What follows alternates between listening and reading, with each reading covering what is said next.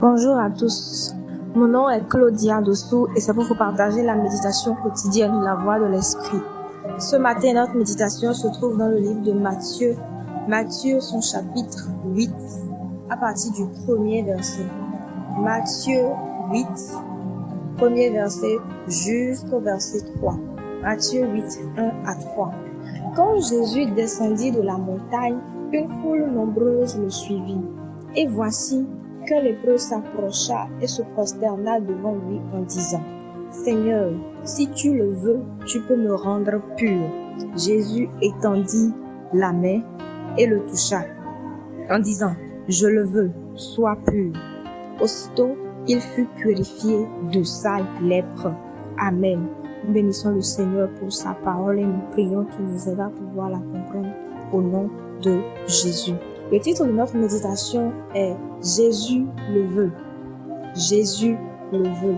Le passage que nous venons de lire nous raconte l'histoire d'un lépreux qui est venu voir Jésus, qui s'est prosterné devant Jésus et qui a dit « Seigneur, si tu veux, si tu as la volonté de me guérir, si tu as le désir de pouvoir me rendre pur, alors tu le peux. » Et Jésus, la Bible dit qu'il a tendu sa main vers le lépreux, qu'il l'a touché. Et Jésus a répondu, oui, je le veux, alors sois pur. Jésus veut bien que nous soyons guéris.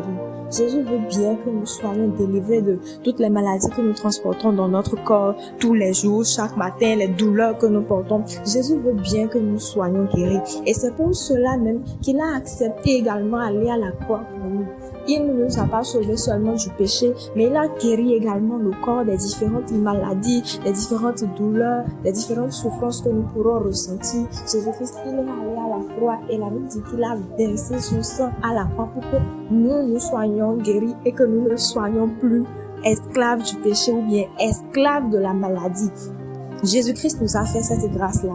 Il a versé son sang à la croix et désormais, nous ne sommes plus transporteurs de maladies, nous ne sommes plus chargés de maladies, mais Jésus-Christ nous a guéris. Il a fait cette œuvre-là, cette œuvre de guérison à la croix. Et il ajoute en disant que c'est par ces meurtrissures que nous avons reçu la guérison. Jésus veut bien que nous soyons guéris. Alors ce n'est pas ne serait-ce qu'une maladie héréditaire ou une maladie générationnelle que Jésus ne peut pas guérir. Jésus, il est capable de guérir de toutes les maladies.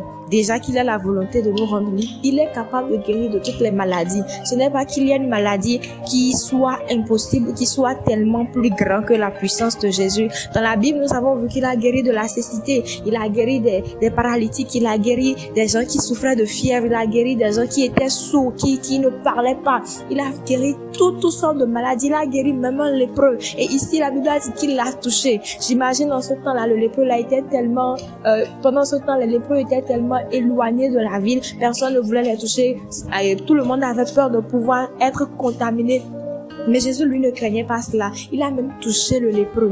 Ça veut dire que sa puissance va encore au-delà de la lèpre, sa puissance va au-delà de toutes les maladies que nous voyons aujourd'hui. Et aussi nous devons savoir qu'il y a certaines maladies qui n'étaient pas